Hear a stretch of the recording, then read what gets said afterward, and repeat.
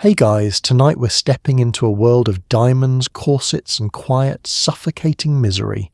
The glittering lives of America's wealthiest women during the Gilded Age. We're talking about the 1870s through the early 1900s, when the richest families in America had so much money they literally didn't know what to do with it. So they built 70-room cottages and called them humble retreats. Now before you get too comfortable, take a second to like the video and subscribe, but only if you actually enjoy what I do here. And a very genuine, warm thank you to the viewer who suggested tonight's topic. You know who you are, and honestly, this one is for you. Your suggestions are what shape this channel, and it means more than you know. Drop a comment below and tell me where you're listening from and what time it is. It's always 2 a.m. somewhere, and I find that deeply comforting. Oh, and if you prefer to listen while you're doing absolutely nothing productive, we're now on Spotify, link is in the description. Now, dim those lights, turn on a fan, pull your blanket up to your chin, and if you happen to be sleeping in a room that does not have a butler stationed outside your door, don't worry, neither did most people. But let's pause for just a moment because I need you to really think about this. Have you ever wondered what it was actually like to be fabulously, obscenely, embarrassingly rich in the 1880s, and also a woman? Did you get to spend all that money? Did anyone ask your opinion about anything, ever? What happened if you wore the wrong gloves to dinner? Could you leave the house without written permission and a chaperone who smelled of lavender and judgment? Was there a single moment in all that marble and silk and imported French furniture where you were allowed to just sit down and be comfortable? Or did the corset prevent that entirely? What if you married into one of the great American fortunes and discovered that the fortune came with a mother-in-law who had opinions about the angle of your soup spoon? What if you were born into old money, but someone newer and richer moved in next door with better chandeliers? What if you hosted a dinner party for 400 people and it was considered a failure because the centerpiece orchids were slightly too tall? And what if, beneath all the diamonds and the debutante balls and the seaside cottages the size of airports, you weren't actually allowed to own any of it? Congratulations, you've just woken up in the Gilded Age. The year is 1883. You're wearing approximately 40 pounds of clothing, a hat that took 3 women to construct, and a smile that cost you everything. Welcome to the most expensive cage ever built. Let's set the scene, because you need to understand the world before you can understand the women who are expected to decorate it. The Gilded Age, a term coined by Mark Twain himself, who was not impressed, was America's great explosion of industrial wealth. Steel, railroads, oil, banking, fortunes so enormous they had to be measured in units that normal people couldn't conceptualize.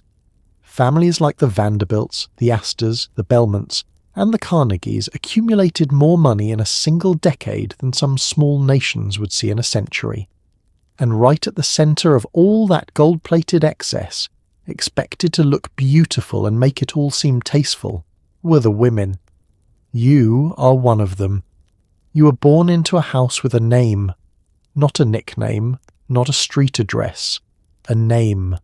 People refer to your family home the way they refer to landmarks.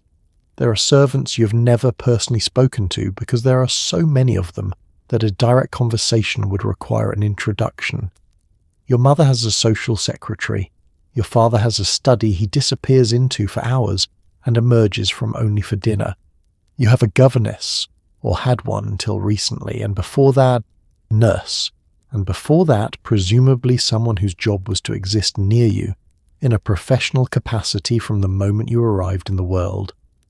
The Gilded Age ran, roughly, from the 1870s through the early 1900s, and it was, by almost any measure, the most spectacular concentration of private wealth America had ever produced. Cornelius Vanderbilt, the Commodore, had built a railroad empire so vast that his fortune at death was estimated at around $100 million in 1877. $100 million in 1877. John D. Rockefeller would eventually accumulate a fortune that, adjusted for today, would make him the wealthiest private individual in recorded American history. Andrew Carnegie sold his steel company in 1901 for $480 million, and then spent the rest of his life trying to give it all away, which tells you something about the scale of the problem. Into this world, the wealthy women of the era were born or married, and immediately handed a role so specifically defined it might as well have come with a job description. You were to be ornamental, gracious, socially expert, reproductively reliable, and decorously silent on all matters of genuine consequence. You were the physical proof that your husband or father had succeeded. The quality of your gown, the elegance of your table, and the precision of your social conduct were all legible signals to the world about the standing of the man whose name you carried. It sounds like a terrible arrangement, and it was. But here is the thing that makes the Gilded Age women genuinely fascinating. Many of them knew it was a terrible arrangement, and they navigated it anyway, with intelligence, strategy, occasional fury, and sometimes a kind of brilliance that the era did its level best to contain and utterly failed to extinguish. Because the Gilded Cage was real. The bars were made of corsetry and calling cards, of inheritance law and social expectation, of rules so numerous and so specific that violating any one of them could cost you everything. But the women inside the cage were not passive. They pushed at the bars, some of them bent them, a few eventually broke them entirely. That story starts here, in a world that built the most beautiful prison in history and handed women the key to their own room and nowhere else. Before you could do a single thing in the Gilded Age, eat breakfast, greet a guest, breathe in a meaningful way, you had to get dressed. And getting dressed, for a wealthy woman of this era, was less of a morning routine and more of an engineering project. The corset was the foundation of everything, quite literally. Made of whalebone and steel, laced from behind by a maid pulling with both hands and one foot braced against the bedpost, the corset was designed to compress your waist down to an ideal measurement of around 18 to 20 inches. To put that in perspective, that is roughly the circumference of a large cantaloupe, and your organs were not consulted about this arrangement. The corset had been around for centuries by this point, but the Gilded Age version was its fullest, most committed expression. The ideal silhouette of the 1880s and 90s was the hourglass, a waist so dramatically narrowed that the bust and hips appeared, by contrast, to balloon outward. Achieving this required sustained daily compression from roughly the age of puberty onward, and the physical effects were considerable. Doctors of the era documented displaced livers, compressed lungs, cracked lower ribs, and a fainting tendency that was so common it was essentially treated as a personality feature. If you fainted, it was considered proof that you were properly corseted. This is the equivalent of your car's check engine light coming on, and deciding that means the car is working correctly. The sensation of wearing a tightly laced corset has been described by women who lived through it as something between a firm hug and a slow, polite suffocation. You could not take a deep breath. Sudden movements, reaching too far, turning too quickly, produced an alarming sensation of internal compression that served as an immediate physical reminder that your body existed within a set of negotiated constraints. Bending at the waist was largely theoretical. Picking something up off the floor required either a long-handled device or a complete rethinking of your relationship to the object. And yet the corset was not considered a torture device by the women who wore it, at least not officially, and not out loud. It was considered proper. Foundation garments were so deeply woven into the visual and social language of respectability that an uncorseted woman was, in the eyes of Gilded Age society, a woman who had made an alarming statement about her character. This silhouette of the corset was the silhouette of virtue, To abandon it was to visually broadcast a kind of moral looseness that had nothing to do with morality, and everything to do with the fact that someone had decided at some point that compressed ribs were a sign of good breeding. Some women tight-laced to extremes that today seem almost impossible. Waists of 16 or even 14 inches achieved through years of progressive compression that began in girlhood. These extreme practitioners were the outliers, but they were celebrated rather than cautioned. Magazine illustrations of the era presented the wasp waist as an aspirational ideal, with the same breezy confidence that fitness apps today suggest you can have visible abs by Tuesday. The cruelest detail is this: the corset came off at night, but only briefly. By morning, it went back on.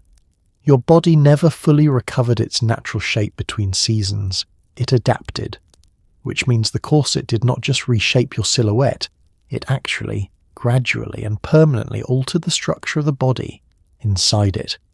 You wore it every day. You wore it to breakfast and to bed. You wore it to church and to the opera and to the doctor, who was in many cases simultaneously treating your corset-related symptoms while recommending that you not abandon your corset, because appearances had to be maintained. It's like being handed the thing that's hurting you and told to hold it tighter. The corset was only the beginning, and that should terrify you. Once your ribs had been adequately reorganized, the real work began. A wealthy woman of the Gilded Age didn't dress herself. The very idea would have been considered eccentric at best and alarming at worst. You had a lady's maid. Sometimes two. Their entire professional purpose was to get you in and out of outfits that had more structural components than a suspension bridge. First came the chemise, then the corset cover, then the petticoats, multiple petticoats, each one a universe unto itself. Then the bustle, a wire and padding contraption, strapped to your lower back to create the fashionable silhouette of a woman who had somehow acquired a small shelf behind her. The bustle deserves its own moment of attention because it is one of the more architecturally committed fashion choices in human history. Popular through much of the 1870s and 1880s, the bustle was a framework of wire, horsehair padding, or steel springs worn under the skirt at the back of the waist, its purpose being to throw the fabric of the skirt dramatically backward and upward in a sweeping silhouette that suggested confidence, prosperity, and a complete indifference to the practical challenges of sitting down. Sitting down while wearing a bustle was not impossible, but it required a particular sideways approach, a moment of careful negotiation, and the quiet acceptance that you would not be sitting back against anything for the foreseeable future. Over all of this went the gown itself, and the gown was its own project. A formal, daytime dress of the 1880s might involve 15 to 20 feet of fabric, boned bodice panels, a trained skirt, multiple layers of trimming, and a closing mechanism at the back requiring the assistance of someone with both patience and nimble fingers. You did not zip yourself into it. You were buttoned, hooked, and laced into it, a process that in some cases required 20 minutes of careful work just for the closure alone. The sleeves of the 1890s, when the leg of mutton style was at its peak, were puffed from shoulder to elbow to a circumference that made passing through doorways a navigational consideration. Then came the hair. Gilded Age hairstyles were elaborate architectural structures built on a foundation of your own hair, supplemented when necessary with purchased hairpieces and fixed with pins, combs and pomade into arrangements that could take the better part of an hour to construct. The lady's maid was your hairdresser, your dresser, and in the quiet space of the morning routine, sometimes the closest thing you had to a confidant. Then the accessories. Gloves and gloves were not optional. Bare hands at a formal occasion were a social statement you did not want to make, in the correct length for the occasion, which was a system of its own. Elbow length for evenings, shorter for day calls. The precise point at which your glove ended communicated information about where you were going and how seriously you were taking it. Then the jewellery, selected to complement but not overwhelm the gown, then the hat if going out, and the hat was its own engineering achievement, pinned to the hair with long hat pins and styled according to a seasonal logic that changed with reliable, expensive frequency. By the time you were fully assembled and ready to begin your day, a minimum of 90 minutes had passed. On days involving a formal evening event, you would go through a version of this process twice. The average wealthy Gilded Age woman changed her outfit between 3 and 5 times daily. Morning dress, afternoon dress, tea gown, dinner dress, and occasionally a 5th option for theatre or opera. Each change required your maid's assistance. Each gown represented a financial investment equivalent to a working person's monthly wages, and each transition happened on a schedule that was, in its own way, as rigidly timed as any office calendar. You were not getting dressed. You were being constructed, and the construction was a daily reminder of exactly what you were for. If you think working a 9 to 5 with a difficult boss sounds exhausting, allow me to introduce you to the social season. For wealthy American women of the Gilded Age, the season was not a casual series of get-togethers. It was a full-time occupation with a strict calendar, a brutal hierarchy, and consequences for poor performance that could echo for years. The season typically ran from autumn through the winter months, centered in New York City, and it operated like a military campaign disguised as entertainment. There were balls, dinners, afternoon teas, opera evenings, carriage rides in Central Park, and calling card rituals so intricate they required a small manual to navigate without causing a social incident. Your season began in October, when the family returned from Newport or Bar Harbor, or wherever the summer cottage happened to be. Trunks repacked, staff reassembled, social calendar already populated with obligations stretching into March. From that point forward you were, for all practical purposes, professionally busy. Not in the way that generated income or produced anything tangible, but busy in the way that required daily preparation, strategic thinking, and sustained performance under the observation of people who were doing exactly the same thing and noting any lapses. A typical week in the height of the season might look like this. Monday, morning calls and receiving visitors in the afternoon. Tuesday, a luncheon at someone's house, followed by a committee meeting for a charitable organisation, followed by dressing for a dinner party that begins at 8 and does not end before midnight. Wednesday, the opera, box seats, specific box, specific social positioning within that box. Thursday, a large ball at which you will stand, in your corset and your 40 pounds of evening dress, for between 3 and 5 hours, maintaining visible pleasure throughout. Friday, a smaller dinner. Saturday, an afternoon reception. Sunday, church, followed by an informal visit to your mother-in-law, followed by the quiet, simmering dread of the week beginning again. None of this was optional. Declining invitations without compelling cause, and the bar for compelling was high. Your own discomfort did not qualify, was a social statement that could be read as snubbing the host, which was a form of aggression that rippled through the entire network. Disappearing from society for too long raised questions, the wrong questions, the kind murmured behind fans at the very events you had failed to attend. Every event was also a performance review. What you wore, who you spoke to, how long you stayed, where you positioned yourself in the room, whether your husband was attentive or conspicuously absent, whether your daughter danced enough or too much. All of it was observed, recorded in the mental ledgers of the women around you, and discussed afterward with the precision of stock market analysis. You were being evaluated on dimensions you could not always see, and sometimes could not have anticipated. The women who ran the season most successfully were genuinely skilled. managing a complex social calendar while maintaining the appearance of effortless grace, while simultaneously reading the constantly shifting landscape of alliances and slights and ambitions around you, while wearing a corset. This required intelligence, emotional acuity, and a memory for social detail that would have served any diplomat. Many Gilded Age women possessed all three in abundance. The tragedy is that these abilities, deployed in the service of the season, made almost nothing happen outside of it. You were running a full-time operation. The product was your family's standing. The market was a ballroom, and the hours were terrible.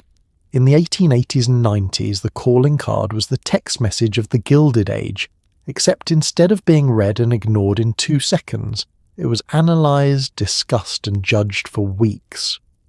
Every wealthy woman maintained a calling card, a small, elegantly printed card bearing her name, and the ritual surrounding its use was so elaborately codified that getting them wrong could mark you as socially inferior in ways that no amount of money could immediately fix. You did not simply show up at someone's house and knock. You arrived at the door, handed your card to the butler, and waited to learn whether the lady of the house was at home, which didn't mean she was literally home, it meant she had decided to receive you. The distinction between being home and being at home was one of the foundational social fictions of the era, and everyone participated in it with complete deadpan commitment. A woman might be sitting 15 feet from the front door when your card arrived and still instruct her butler to report that she was not at home, and both parties understood this to mean that she had decided not to receive you today. A message delivered with such cushioning layers of etiquette that it could technically not be called a rejection, because nothing had technically been said. It was ghosting, but with better stationery. The card itself carried information beyond your name. Folding the corner of the card communicated something. Which corner you folded communicated something different. A card left for the lady of the house, and her husband was one card. A card left for the lady alone was another. Leaving cards after a dinner party to express thanks was obligatory within a specific time window. Too soon was eager, too late was rude, and not doing it at all was essentially a declaration of war. The etiquette manuals of the era, and there were many, because the era ran on etiquette manuals, devoted entire chapters to calling card protocol with the seriousness of legal scholarship. On established calling days, a wealthy woman received visitors between approximately 3 and 6 in the afternoon. She would sit in her drawing room, dressed for the occasion, and receive whoever arrived, which could be a pleasant old friend, a new acquaintance whose card she'd returned, or someone she barely knew whose mother had suggested the visit. You were expected to maintain approximately the same pleasant, interested expression for all of them, and to converse for the socially appropriate duration, never too brief, which suggested you found them boring and never too long, which suggested you had nothing better to do, which was its own problem. If you were new to the city or new to a social circle, navigating the calling card system was like trying to play a board game where no one will give you the rules and everyone else has been playing since childhood. You had to return cards promptly. You had to call on the right people in the right order. You had to be neither too aggressive in your social climbing, a term that carried real contempt, nor too passive, because passivity in the season was invisible, and invisibility was its own form of failure.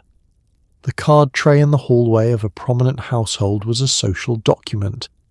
The cards accumulated there, who had come, who had sent a card without calling, who had visited twice, were a physical record of your position in the network. Running the right card tray was, in its small and absurd way, a form of power. And in a world where most formal power was inaccessible, women learned to take seriously the power that was available, even when it fit in the palm of your hand. There was one name that ruled Gilded Age society with an iron hand in a white kid glove: Caroline Schermerhorn Aster. Mrs. Aster. Simply, definitively, unquestionably, Mrs. Aster. As the self-appointed queen of New York's social hierarchy, Caroline Aster wielded a power that had nothing to do with elected office, military rank, or any formal authority whatsoever, and everything to do with the one thing that truly governed this world, the invitation list. Legend holds that her ballroom at her mansion on Fifth Avenue could hold approximately 400 people, and from this architectural limitation was born one of the most notorious social constructs in American history, the 400, the definitive list of New York society's acceptable members. To be on the list was everything. To be off, it was a condition that money alone could not cure, which was precisely the point. The Gilded Age was a period of explosive new wealth, fortunes made in a single generation by men who had built railroads, refined oil, and cornered steel markets. These fortunes were vast, frequently vulgar by old money standards, and completely capable of purchasing every luxury except the one that mattered most in society: the approval of Caroline Aster.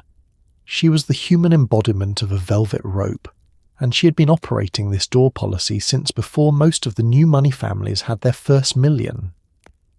Mrs. Aster worked in close partnership with her social arbiter Ward McAllister, a man who approached the ranking of human beings with the methodical dedication of a scientist and the opinions of a person who had thought about nothing else for 30 years. McAllister coined the term the 400, gave the list its mythology, and served as the bureaucratic infrastructure behind Mrs. Aster's social authority. Together they created a system so codified, so self-referential, and so completely detached from any objective measure of merit that it functioned essentially as a religion, one whose commandments were about table settings and whose excommunications were delivered via the absence of an envelope. The criteria for inclusion were specific and partially contradictory. Old family connections counted, meaning families whose money predated the industrial explosion, who could claim Dutch patroon ancestry or colonial-era New England respectability. Behaviour counted. You were expected to conduct yourself with restraint, discretion, and a visible disinterest in your own wealth that was, of course, extremely expensive to maintain. And marriage counted, both whom you had married and how you had managed the marriage since. What was striking about Mrs. Aster's power was that it rested entirely on the willingness of others to accept it. There was no legal basis for the list. There was no charter, no committee, no official institution. There was simply a woman in a ballroom deciding.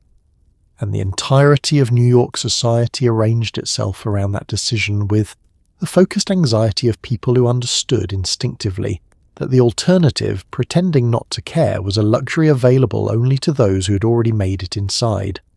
Caroline Aster held her position for decades, growing in authority even as the world around her changed with gathering speed. New fortunes kept arriving. New families kept pressing at the edges of her list.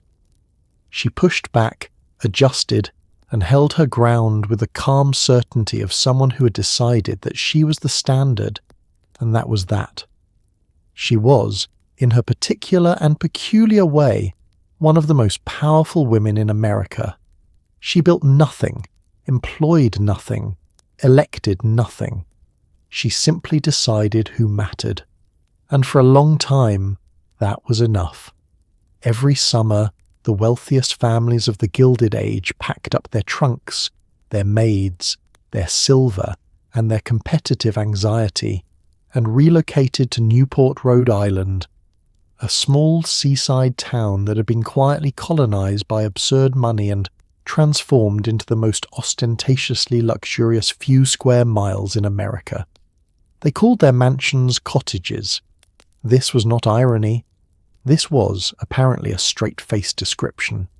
The Breakers, Cornelius Vanderbilt II's summer cottage, had 70 rooms, a dining room modelled on a Genoese palace, and a kitchen positioned an entire building away from the main house so that cooking smells wouldn't disturb the family. Disturb them from what, exactly, is unclear, since their main occupation was attending parties thrown by people in equally enormous cottages just down the road. Newport in the 1880s and 90s was simultaneously a seaside resort and a competitive sport. Families arrived in late June in the season, because there was also a Newport season, operating as a summer extension of the New York season, because apparently one season was insufficient, ran through August. During those weeks, the social calendar was as packed as it was in the city, with the addition of ocean air, lawn parties, and the particular specific anxiety of being seen on Bellevue Avenue during the morning carriage parade. The Bellevue Avenue carriage parade was exactly what it sounds like. Wealthy families driving their carriages along the main road at a particular hour of the morning, dressed appropriately for an outdoor occasion, for the express purpose of being observed by other wealthy families doing the same thing. The horses were well bred. The carriages were polished. The occupants sat in elegant arrangements and acknowledged each other with nods of precisely calibrated warmth. Too enthusiastic was undignified, too cool was a snub as they passed. You could, if you were paying attention, read the entire current state of Newport's social relationships in a single pass down Bellevue Avenue. Who nodded to whom, how warmly, for how long, and whether anyone's eyes slid away at the crucial moment told you everything. The cottages themselves were expressions of competitive extravagance so concentrated they still, standing today as museums, produce a particular quality of silence in visitors, the silence of the genuinely speechless. Marble House, Alva Vanderbilt's Newport home, was built at a cost of $11 million in 1892. Its ballroom was lined in gilded bronze. Ochre Court's Great Hall was modelled on a French chateau. The elms, built for a coal magnate, had sunken gardens designed by a French landscape architect, and a basement power plant concealed underground so as not to interrupt the aesthetic of the grounds. The women who inhabited these cottages spent the Newport summer planning, hosting, attending, and recovering from a rotating cycle of entertainments. Lawn parties, yacht races, tennis tournaments, elaborate costume balls. There was always something, and the something always required preparation, appropriate clothing, and the maintenance of your social position within an environment where everyone was watching everyone else and all of it beneath the ocean breezes and the champagne and the spectacular floral arrangements was absolutely serious. The cottage was your stage. The season was your performance, and the ocean, crashing against the rocks at the edge of the lawn, went entirely unappreciated because there was a seating arrangement to finalise, and the flowers for the centrepiece had arrived in the wrong shade of pink, and someone was going to hear about it. If the social season was warfare, the dinner party was the front line.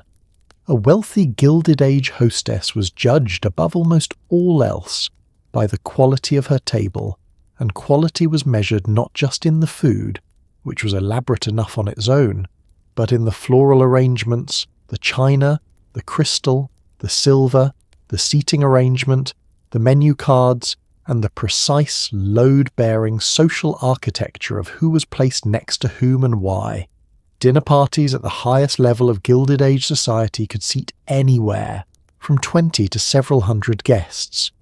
They followed a strict progression of courses, sometimes 8, sometimes 12, that could keep guests at the table for 4 hours. The seating arrangement was not a logistical task. It was a political document. Placement at the table communicated status with the unambiguous clarity of a flag. The most important guest sat to the right of the hostess, the second most important to her left. From there, the hierarchy rippled outward down the length of the table, and everyone at that table knew exactly where they sat in relation to everyone else and could perform, silently and immediately, the arithmetic of their current social standing. Placing someone incorrectly, putting a woman of higher social rank below someone of lower, was an insult so legible it required no explanation, and could produce consequences that lasted weeks. The flowers were a separate crisis.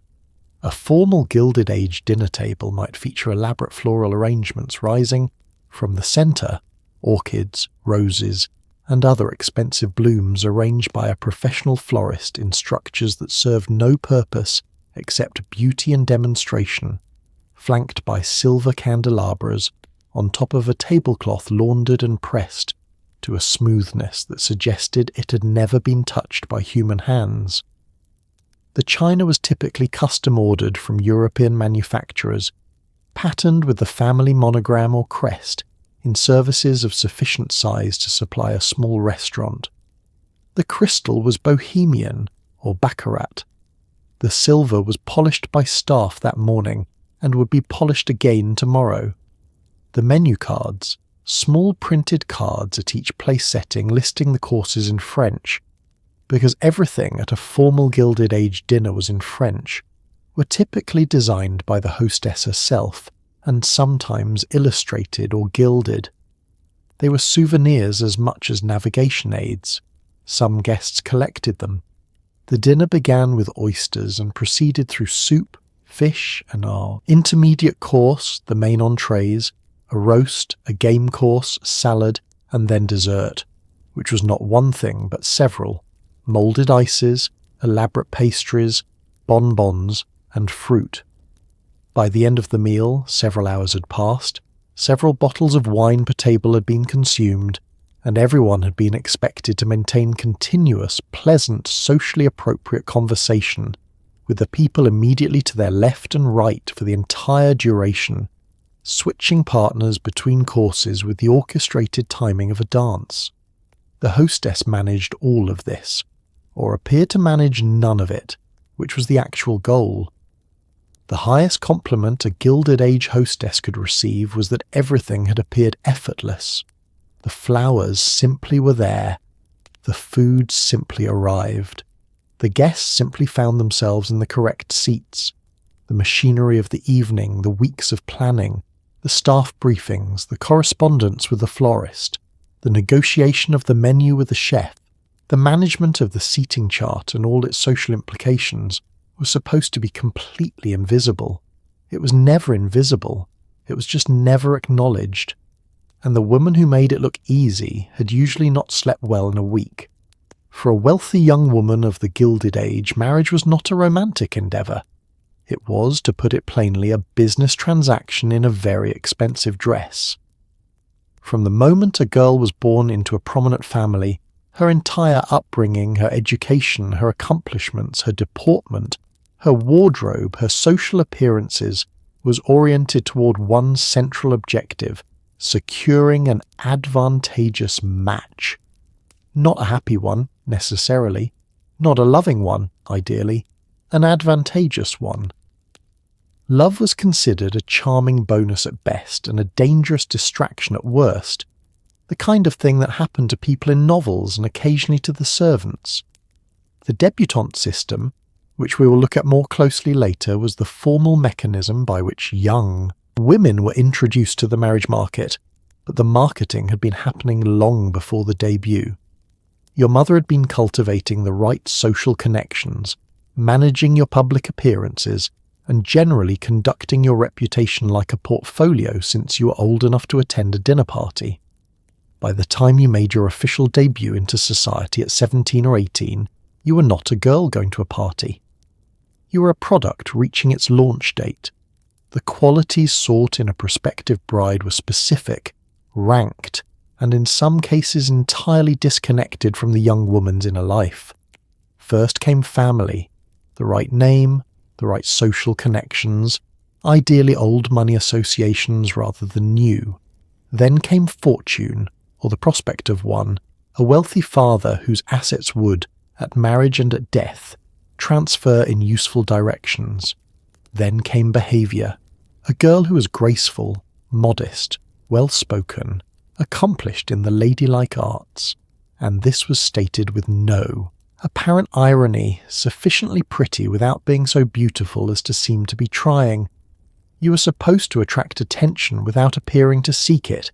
which is an instruction that requires a particular kind of performance skill nobody will acknowledge you for developing. Personal compatibility, whether you and the man you are being matched with shared interests, temperament, values, or the capacity to exist pleasantly in each other's company for the next several decades, was, at best, a secondary consideration.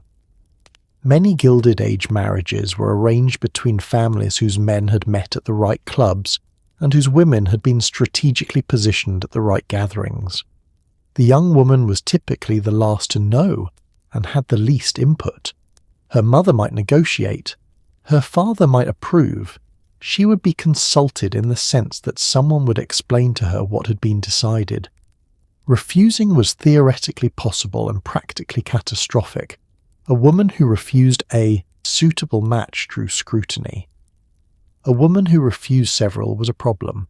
A woman who held out for love was a woman whose family had inexplicably failed to impress upon her the stakes of the game she was playing. Because the stakes were real. Marriage determined your social standing, your financial security, your physical residence, the name on your calling card, and the quality of the cage you would inhabit for the rest of your life. Choosing the wrong door or refusing to choose meant a kind of social limbo that was, in its quiet way, brutal. The Gilded Age was full of women who had chosen correctly. Their portraits still hang in the great houses, serene and beautifully dressed. History rarely asked them how they felt about it. By the 1880s and 90s, a peculiar and fascinating economic exchange had developed between two continents that needed very different things from each other. American industrial families, the Vanderbilts, the Jeromes, the Marlboroughs, the Belmonts, had enormous fortunes and zero aristocratic pedigree. European noble families, particularly in England, had ancient titles, crumbling estates, and bank accounts that suggested the aristocracy had perhaps not adapted brilliantly to the modern economy. The solution, arrived at with the unromantic efficiency of a merger, was marriage. American heiresses, young women whose fathers had made fortunes in railroads and oil and steel, would marry European noblemen, providing cash injections to save ancestral houses in exchange for titles that transformed a girl from Chicago or New York into a duchess, a countess, or, in the most spectacular case, a future queen's relative. These women were called dollar princesses, a term that managed to be simultaneously glamorous and reductive, which was appropriate since the entire arrangement was simultaneously glamorous and reductive. Between roughly 1874 and 1914, approximately 130 American heiresses married into the British aristocracy alone, carrying with them fortunes that combined totaled hundreds of millions of dollars. The money rebuilt country houses, paid off ancestral debts, and kept estates that had been hemorrhaging income for generations from collapsing entirely. In exchange, the women received titles, access to the pinnacle of European society, and the specific daily experience of being a rich American in an ancient aristocratic household that did not always know what to do with her. The British aristocracy was, on the whole, not uniformly welcoming. There was a contingent, substantial, vocal, and possessed of the particular confidence of people who have never needed to be charming to people richer than themselves, who regarded the American heiresses as a necessary financial intervention and a cultural imposition. Old English families who had been quietly crumbling for decades suddenly found themselves propped up by women who pronounced things differently, had opinions about central heating, and seemed to expect that being agreeable was part of the arrangement. It frequently was not. The mothers of these heiresses were, in many cases, the driving force behind the transatlantic matches. An American mother who secured a ducal title for her daughter had achieved something that no amount of Fifth Avenue real estate or Newport cottages could provide: the permanent, European-certified elevation of her family's social standing. that the daughter might be sailing away from everything she knew to live in a drafty ancestral pile in the English countryside, with a husband she had met approximately 4 times before the engagement was announced. Well, that was the price of a coronet. The exchange was honest in its dishonesty. Both sides knew what was being negotiated. The fortune for the title for the fortune. What neither side always calculated with sufficient attention was what came after the wedding, the decades of actual marriage that followed the ceremony in houses that cost more to heat than most people earned in a year, with husbands who had been raised to regard wives as household fixtures, and with the Atlantic Ocean between you and anyone who had ever loved you without a contract. Some of these women thrived. Some were quietly miserable for the rest of their lives. Most found a way to be both, which is perhaps the most human outcome of all. Of all the transatlantic marriages of the Gilded Age, perhaps the most famous and most heartbreaking was that of Consuelo Vanderbilt, granddaughter of the Commodore, daughter of Alva, and eventual Duchess of Marlborough, a title she acquired at 19 at the insistence of a mother who did not particularly ask for her opinion on the matter. Consuelo was, by all accounts, extraordinarily beautiful, deeply intelligent, and very much in love with someone else, when her mother decided that the 9th Duke of Marlborough, who needed the Vanderbilt fortune to repair Blenheim, palace and secure his estate, was a more suitable option. The engagement was not, to use the gentlest possible phrasing, enthusiastically embraced by the bride. Consuelo had been in love with a young American man named Winthrop Rutherford. She wanted to marry him. Her mother Alva had other plans, and Alva Vanderbilt's plans did not typically accommodate opposition. According to Consuelo's own later account, she was locked in her room. She wept for days. Her mother allegedly told her that if she refused to proceed with the engagement, someone would be harmed. Accounts differ on exactly who, but the message was sufficiently alarming to a 19-year-old that she understood resistance was not genuinely on the table. On the day of her wedding in November of 1895, Consuelo cried throughout the ceremony. She later described it with the composed understatement of a woman who had spent decades processing what had happened to her. She said she had not been a willing participant in her own marriage. The wedding itself was a spectacular production. St. Thomas Church on Fifth Avenue was decorated with an extravagance befitting the union of American railroad money and British aristocratic legacy. The guests were the full roll call of Gilded Age society. The newspapers covered it extensively. The public was fascinated. Alva Vanderbilt, having engineered the match with the focused determination of a military campaign, was triumphant. Her daughter, standing at the altar in a gown with a 16-foot train, was not. Blenheim Palace, where Consuelo would go to live, is one of the grandest houses in England. It is also, by most accounts of people who have actually lived in it rather than toured it, extraordinarily cold, relentlessly damp, and organised around the comfort of an institution rather than the happiness of a person. Consuelo arrived as Duchess of Marlborough and discovered that the role came with obligations so extensive, so rooted in centuries of aristocratic tradition, and so utterly indifferent to her personal preferences that the fortune she had brought with her sometimes felt less like a gift she was giving and more like a ransom she was paying. Her husband, Charles Spencer Churchill, the 9th Duke, was not cruel exactly. He was a product of his upbringing, which had not oriented him toward warmth or emotional expressiveness or any particular consideration of his wife's inner life. They were two people who had been placed together by a negotiation neither had fully conducted, and were now expected to produce heirs and maintain appearances, which they did. They had 2 sons. They were miserable together. They separated in 1906 and divorced in 1921, a process that was scandalous, expensive, and for Consuelo, a liberation so long in coming that she spent the rest of her life, which was long and eventually genuinely happy, reflecting on the years before it with a clarity that made uncomfortable, reading for anyone who had considered Alva Vanderbilt's social ambitions worth admiring. Consuelo eventually remarried, this time a French aviator named Jacques Balsan, a man she had chosen herself, and by all accounts loved deeply. She wrote her memoirs, she did charitable work, she outlived almost everyone who had arranged her first life for her. The Duke of Marlborough, for his part, used the Vanderbilt money to restore Blenheim. The palace still stands. You can tour it on weekdays. If Caroline Aster was the queen of Gilded Age society, Alva Vanderbilt was the general who decided to outflank her.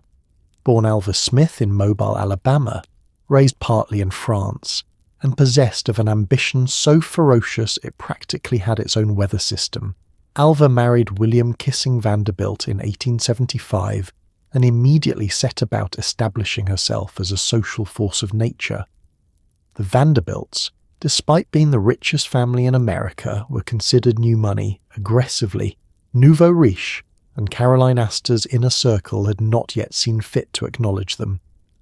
Alva found this unacceptable, and she responded the way she responded to most obstacles, by building something enormous and throwing a party so spectacular that refusal to attend became socially impossible.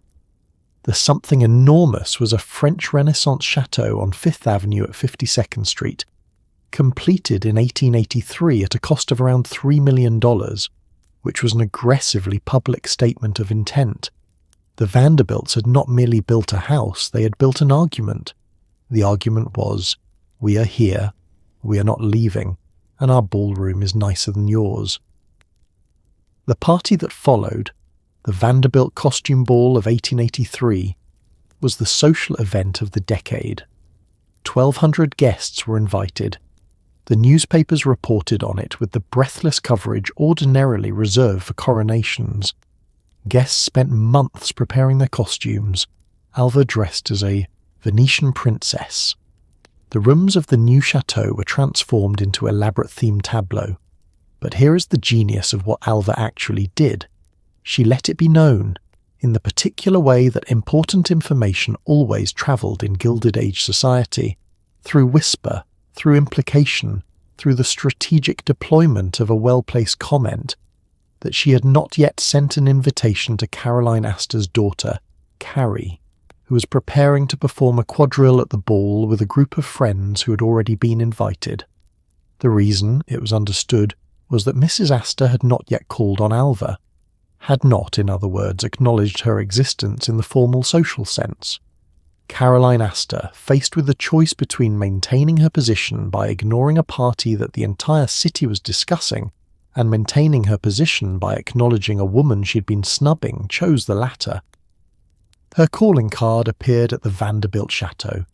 Alva sent the invitation, and just like that, the most powerful social barrier in New York had been crossed, not by patience, not by earning approval through years of quiet compliance, but by throwing a party so spectacular that the gatekeeper had to let herself in. Alva did not stop there. She was not, by temperament, a woman who stopped. She divorced her husband in 1895, scandalous, moved to Newport, built Marble House, and became one of the most prominent supporters of women's suffrage, turning Marble House's Chinese tea house into a suffragette meeting venue, and marching publicly for the vote, with a conviction that suggested her years of operating within the Gilded Cage had left her with a very clear opinion about the cage. She was, depending on your perspective and your sympathies, a visionary or a bully or both simultaneously, a woman who understood power, pursued it with complete commitment, and used it without particular sentimentality, including on her own daughter. History has treated her with the ambivalence she probably deserves. She was formidable. She was sometimes ruthless. She changed things. Those three facts exist together without resolving into a simple verdict, which is perhaps the most honest thing that can be said about her. A wealthy woman of the Gilded Age was expected at all times to present herself as a living argument for the superiority of her social class, and this required mastering a set of behavioural rules so extensive, so specific, and so aggressively arbitrary that even a brief summary of them induces a mild exhaustion. The rules governed everything. How you sat, back straight, never touching the chair back, an achievement that sounds simple until you're wearing a bustle and a corset and are expected to maintain it for 3 hours. How you spoke, clearly and pleasantly, never loudly, never about money, politics, or anything interesting.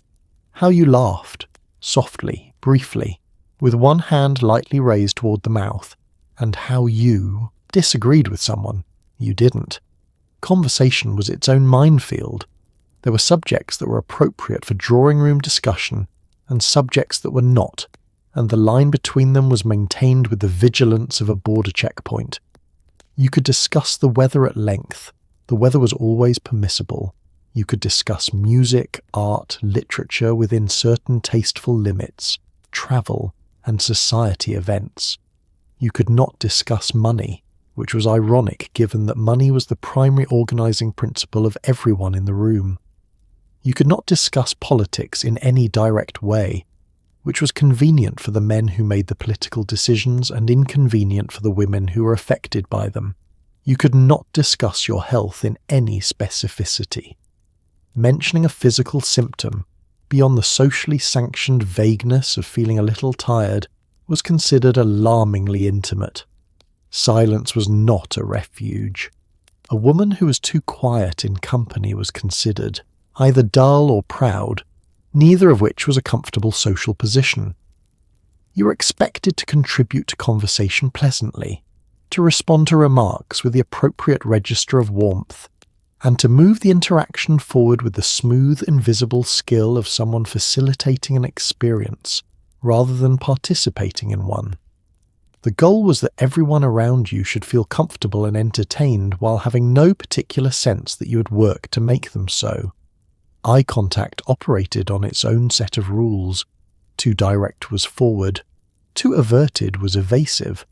The correct amount of eye contact was the amount that communicated engaged attention, without suggesting forwardness, which is a calibration requiring consistent practice, and suggesting that Gilded Age women were, among their many other accomplishments, accomplished micro-expression managers. Your posture communicated your character. Slumping was moral failure. Fidgeting, touching your face, adjusting your dress, shifting your weight, signalled anxiety or poor breeding. Stillness was the physical expression of self-possession, and self-possession was the quality most visibly admired in a woman of this class.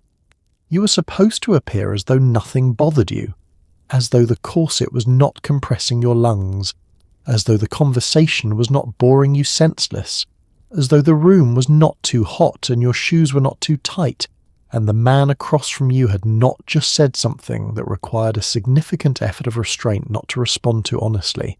You smiled, you inclined your head, you offered a pleasant, measured response. You moved on. The drawing room was, in this way, a masterclass in performance. The women who did it best had internalized the rules so completely that the performance became indistinguishable from genuine ease, which was, of course, the point. And the women who managed that were not passive or simple. They were extraordinarily skilled at a game they had never been asked to consent to playing. If you were a wealthy girl growing up in the Gilded Age, your education had one purpose, and it was not intellectual development. It was the production of what was called accomplishments, a specific portfolio of feminine skills designed to make you attractive to potential husbands and ornamental at dinner tables. You would learn to play the piano, preferably well enough to perform at small gatherings, but not so brilliantly as to suggest you had spent more time at it than was ladylike. You would learn to paint in watercolours, to speak conversational French, to sing pleasantly, to embroider, to arrange flowers, and to execute a series of dances with composure and grace.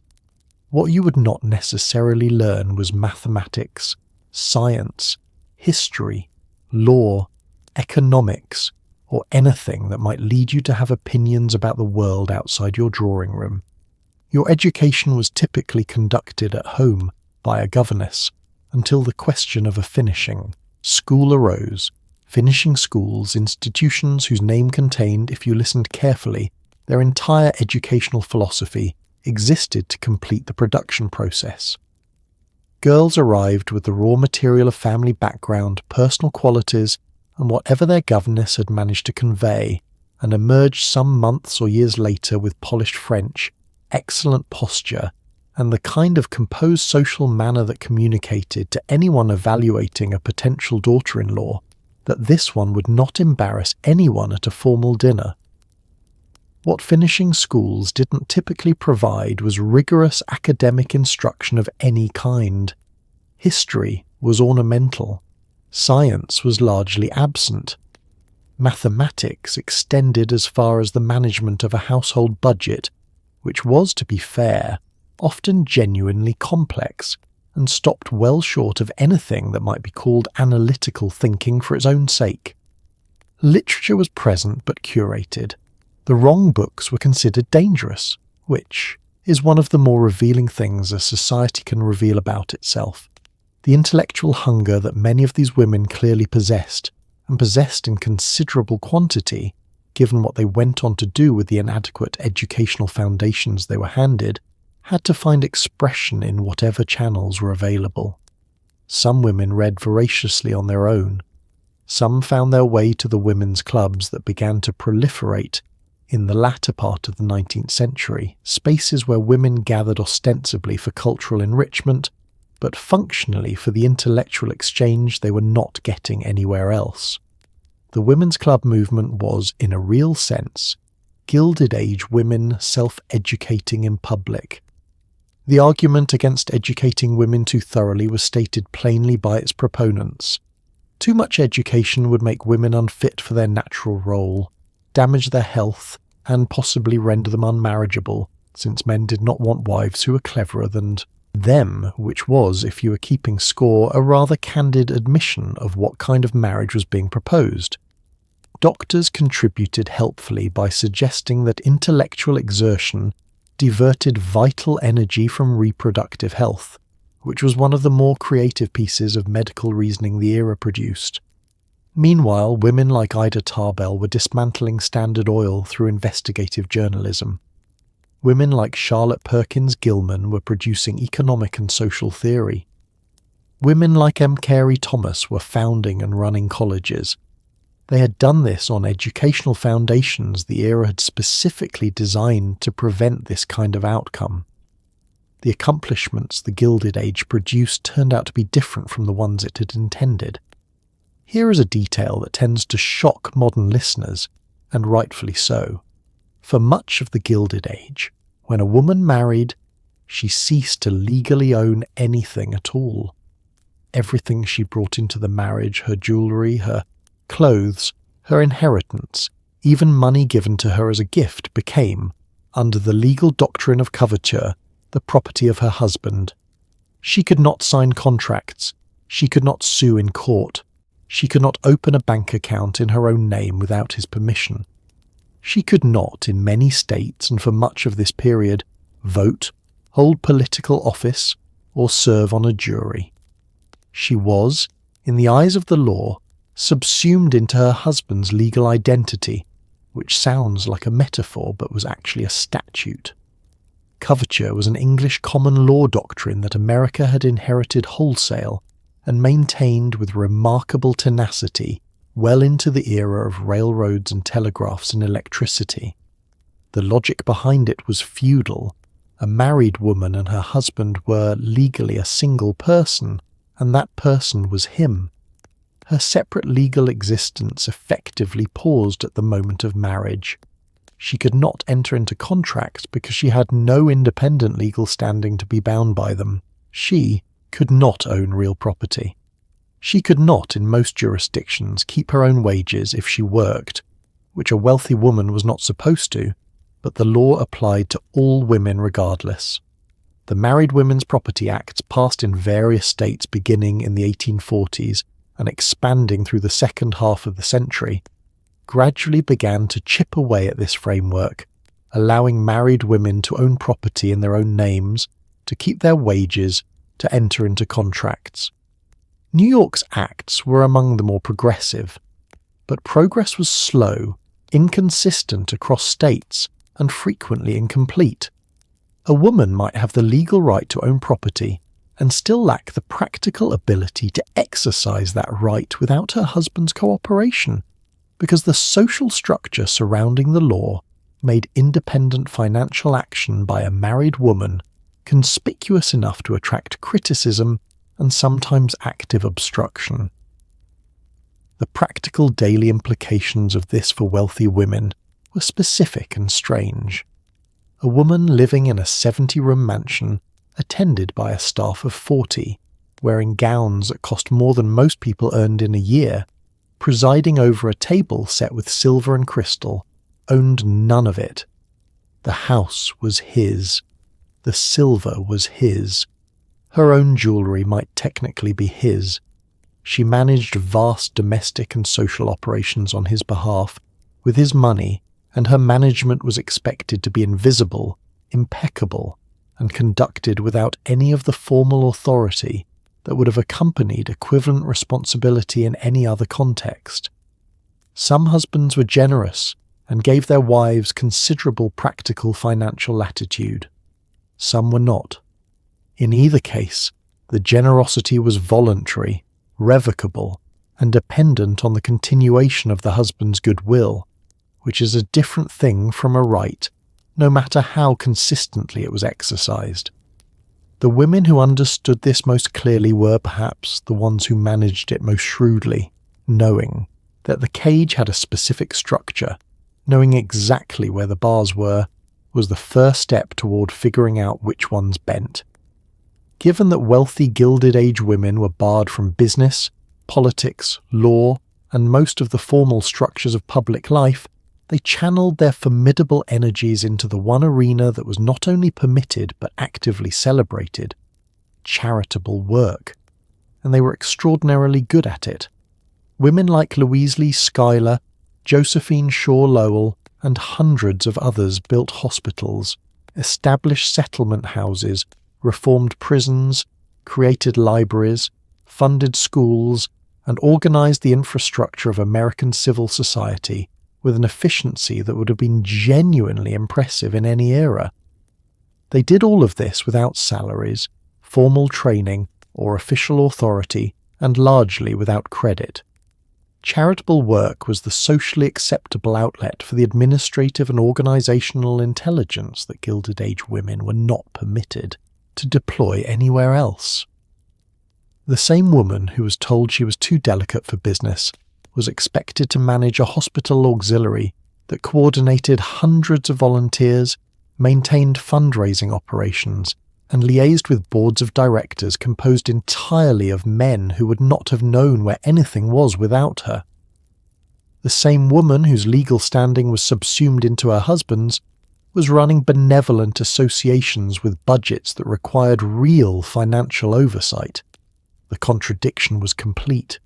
The society that insisted women were unsuited to the rigours of professional life handed them the rigours of professional life and called it volunteering. The settlement house movement, which gained enormous momentum in the 1880s and 90s, brought this to its sharpest expression. Settlement houses were institutions established in urban poor neighbourhoods, where wealthy reformers would actually live, rather than just donating from a safe distance to provide education, childcare, job training, healthcare, and social services to immigrant and working-class communities. Jane Addams's Hull House in Chicago, founded in 1889, became the most famous, but it was one of hundreds. The women who built and ran them were doing urban social work, community organizing, and policy advocacy decades before those were recognized as professions. The charitable work was also, it must be said, social currency. Being associated with the right charitable cause was part of Gilded Age social positioning. It communicated philanthropic virtue, appropriate concern for those below you on the social ladder, and the kind of moral seriousness that softened the impression of pure luxury. Joining the board of the right charity was, in certain circles, as socially significant as being invited to the right ball. This does not diminish what was accomplished.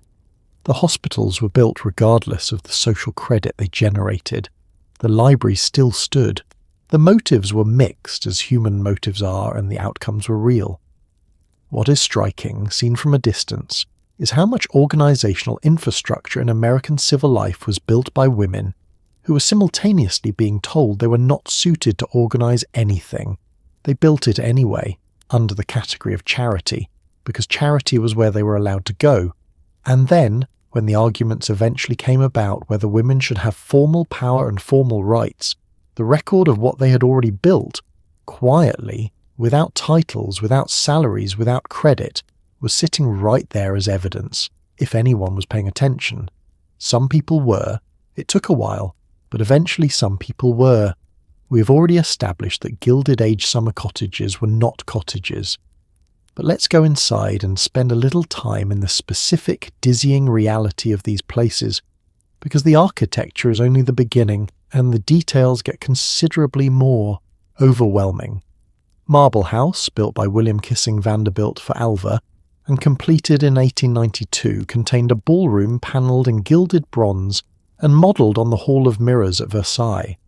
The cost of Marble House was around $11 million in 1892, which translates to a number in today's money that requires scientific notation. The dining room featured walls of Moroccan marble. The breakfast room's chairs were gilded. The family summer use of this structure lasted approximately 10 weeks per year. Step inside the breakers, the Vanderbilt cottage built for Cornelius Vanderbilt II, completed in 1895, and you walk into an entrance hall whose ceiling rises 45 feet above the marble floor. The Great Hall is inspired by an Italian Renaissance courtyard, open to the sky through glass panels that flood the interior with light and ensure that even breakfast feels like an event requiring a certain posture. The music room is panelled in carved wood imported from France. The billiard room has a ceiling that took European craftsmen months to paint. There are 12 guest rooms, each with its own bathroom, an extraordinary luxury for the period, and a loggia overlooking the Atlantic that stretches the full width of the house, and serves no practical purpose except to be one of the most beautiful outdoor spaces in America. The women who lived in these houses were responsible for their operation, in a way that tourists wandering through today rarely contemplate. Running the breakers for a summer season meant coordinating a domestic staff of somewhere between 40 and 70 people, depending on the event calendar, which, during a Newport season, was always full. The housekeeper managed the maids and the laundry. The butler managed the footmen and the silver. The cook, often a trained European chef, managed the kitchen and the provisioning. The lady's maid managed the mistress, and the mistress managed all of it invisibly, while simultaneously attending and hosting the social calendar that was the stated purpose of being in Newport at all. The rooms these women actually inhabited, their private sitting rooms, their bedrooms, their dressing rooms, were typically somewhat more human in scale than the public rooms, though not dramatically so. A Gilded Age bedroom might have a fireplace, a dressing table, a large wardrobe, and a sitting area, all furnished in the heavy, elaborate style of the period, all requiring maintenance that was someone else's job to provide. Privacy existed in theory. The lady's maid entered and exited on schedule. The social secretary might appear with correspondence requiring attention. Household decisions were delivered by the housekeeper. The house was always running, always populated, always in some state of readiness for an event that was either just past or just approaching. What the women inside these cottages did not often have was quiet. Not the kind of quiet that comes from genuinely being left alone with your thoughts, your time, and no particular obligation pressing on the immediate hour. The cottage was magnificent. It was also a place of relentless, elegant, expensive busyness that continued without pause from the moment the trunks were unpacked in June until the moment they were packed again in September. It was beautiful. It was exhausting. And it was, for 10 weeks a year, home. Running a Gilded Age mansion required an army of human beings operating in near-perfect, nearly invisible coordination, and the management of that army was, in large part, the responsibility of the lady of the house.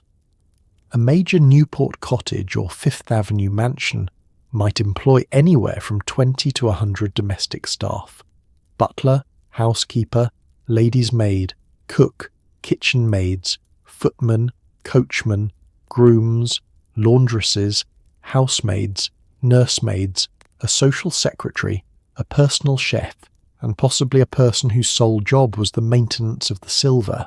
Each of these positions had a precise rank, a specific role, and a carefully observed set of hierarchical relationships with every other position below and above it. The hierarchy below stairs, meaning among the domestic staff, was nearly as elaborate as the hierarchy above stairs among the family and their guests. The butler was the senior male servant and presided over the footman, the wine cellar, and the formal service of the house. He did not take orders from the housekeeper, who was the senior female servant and presided over the maids, the linens, and the general operation of the household.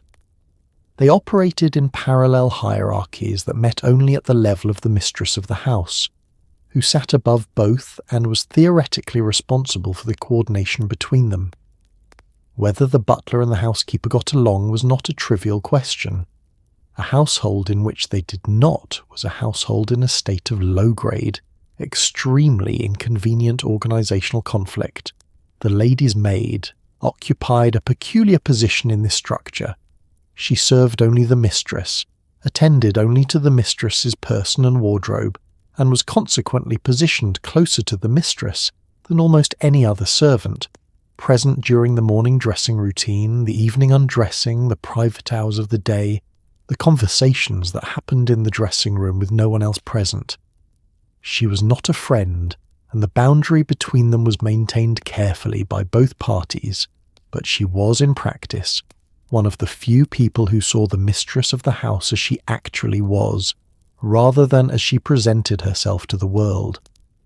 The management of all these people fell to the woman of the house in ways that were real but rarely acknowledged as work.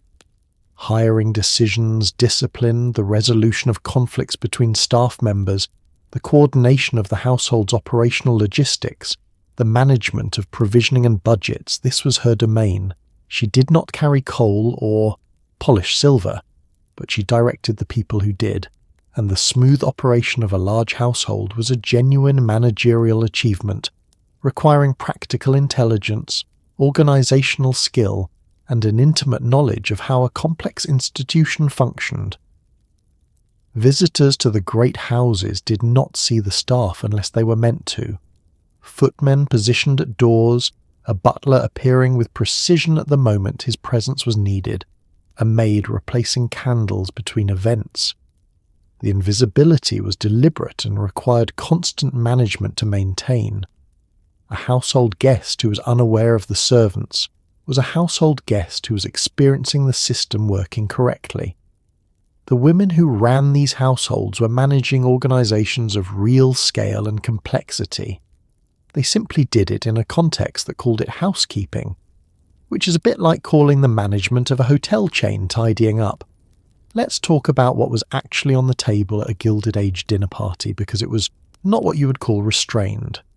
The style of service used throughout the era, service à la Russe, a Russian method in which courses are brought out sequentially rather than all at once, transformed dinner into a narrative experience with a beginning, middle, and approximately 11 chapters. A formal dinner might begin with oysters, proceed to soup, then a fish course, then a remove, then multiple entrees, then a roast, then a game course, then salad, then dessert, including ices, cakes, and fruit, and conclude with coffee, bonbons, and an existential question about whether the human stomach is truly infinite. The food itself was extraordinary by any measure, and its production was a daily operation of professional complexity. The great Gilded Age households employed trained chefs, often French, because French cuisine was the standard of aspiration for this class, and hiring a French chef communicated culinary seriousness the way a French architect communicated aesthetic seriousness. These chefs commanded significant salaries, maintained authority over kitchen staff that might number a dozen people, and were expected to produce elaborate multi-course meals for formal dinners, while simultaneously feeding the family at breakfast and luncheon and providing for the domestic staff, who ate separately and substantially but without the garnishes. The quantities involved at a formal dinner were staggering. Ward McAllister, Mrs. Aster's social arbiter, and a man who thought about dinner with unusual intensity, described menus that included multiple varieties of soup, several fish preparations, a succession of hot and cold entrees, and dessert courses so elaborate they required their own service equipment. A dinner for 40 guests might involve hundreds of individual plates over the course of an evening, each one carried by footmen who had been drilled in the precise choreography of formal service so that dishes arrived simultaneously were removed simultaneously, and the entire operation proceeded with a balletic efficiency that made 4 hours at a dinner table feel like civilization operating at its finest. The wine service ran parallel to the food service in its own hierarchy of selections, vessels, and temperature considerations. A formally set Gilded Age table featured multiple glasses, one for each wine that would appear through the meal, arrayed above the knife in a specific order that a guest was expected to read correctly without assistance.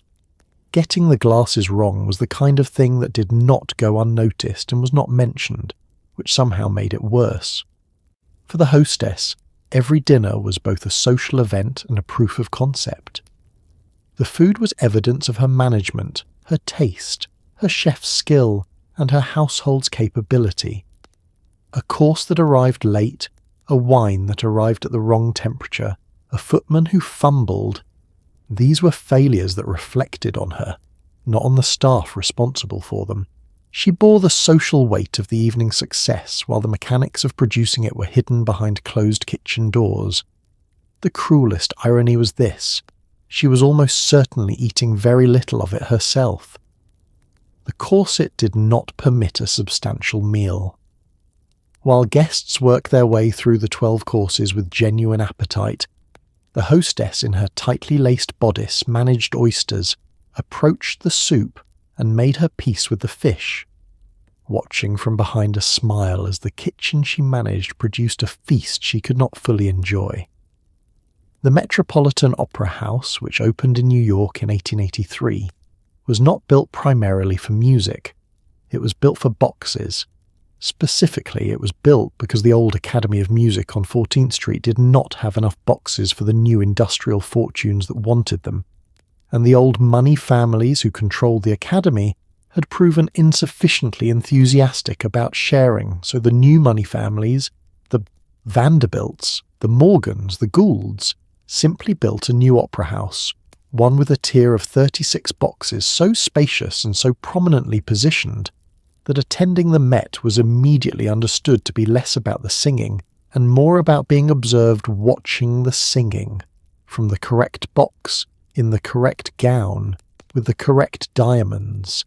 The boxes at the Metropolitan were, in the social imagination of the Gilded Age, among the most significant real estate in New York City, not in terms of what they cost financially, though that was considerable, but in terms of what they communicated. The parterre boxes and the grand tier above them formed a horseshoe of social advertisement so legible that a knowledgeable observer standing in the house could read the current state of New York social hierarchy by glancing around the room. Who was in which box? Who was visiting whom during the intermission? Who had been given the use of another family's box, and under what social circumstances? All of it was visible, discussed, and filed carefully in the social memory of the people observing it. A woman attending the opera in the 1880s or 90s dressed for the opera as though she were dressing for the most formal dinner imaginable, with the additional consideration that she would be sitting under bright lighting in a position of high visibility for several hours, which concentrated the attention on the gown, the jewels, and the hair considerably more than a private dining room would. Evening dress was low-cut and elaborate.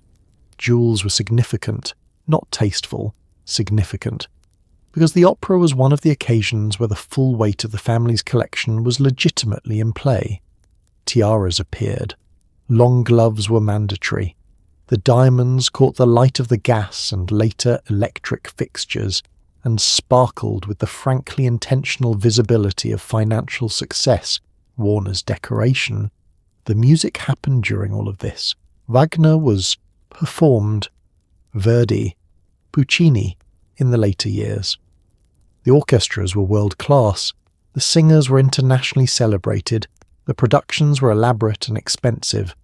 Some members of the audience listened with genuine absorption and loved opera deeply. Others talked through the performance with the easy confidence of people who had paid enough for the box that the opera was performing for them, not the other way around. The intermissions were socially essential. This was when you moved, carefully in full visibility, between boxes to pay social calls. You appeared in someone's box for a few minutes of conversation, during which you were seen by everyone watching, and then you returned to your own box where people appeared to see you. The opera lasted 4 hours. The intermissions were, for significant portions of the audience, the point. The performers on stage were giving everything they had. In the boxes above the orchestra, the performance of social positioning was also at its height, and nobody was entirely sure which one was the main event. In Gilded Age society, divorce was not a legal procedure. It was an apocalypse. A woman who divorced, regardless of the circumstances, regardless of her husband's behaviour, regardless of what he had done, was, in the eyes of polite society, essentially erased. She could no longer be invited to the homes of respectable families. She would be dropped from guest lists, cut at morning calls, and quietly removed from the social architecture she had spent years constructing. Her children might be affected. Her family might be tainted. The specific cruelties of her marriage were considered both private and irrelevant. The divorce itself was the scandal, not whatever had caused it. This arrangement had a particular and punishing logic. Marriage was the central institution of Gilded Age society, the mechanism through which property, status, and social continuity were organized. A woman who left a marriage, even a marriage that was making her miserable, even one that was harmful, was a woman who had destabilized the institution, and the institution could not afford to be seen as optional. So the consequences for leaving were made severe enough to deter all but the most desperate, and the woman bore those consequences almost entirely alone, while the man involved typically continued to circulate in society with minimal interruption to his dinner invitations. The double standard was not subtle. A man who divorced his wife might draw some comment, some mild social censure, perhaps a period of slightly reduced welcome in the most proper drawing rooms. But he was not expelled. He was not erased.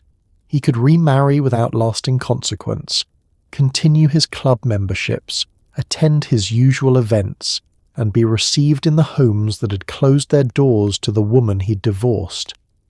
The social punishment for the failure of a marriage was allocated almost entirely to the woman, on the logic never quite stated, openly, but never seriously questioned, that a marriage's success was her responsibility and its failure therefore her fault. Caroline Aster herself enforced this distinction, with the consistency of someone who believed deeply in the stability of the institution she presided over. Divorced women were not received at her home. This was not a formal policy. It didn't need to be. It was simply understood, and the women who found themselves on the wrong side of it understood it with particular clarity. Alva Vanderbilt's divorce from William Kissing Vanderbilt in 1895 was one of the most discussed social events of the decade. partly because Alva was too prominent to be quietly erased, and partly because she handled the aftermath with a defiance that was either remarkable or alarming depending on your sympathies.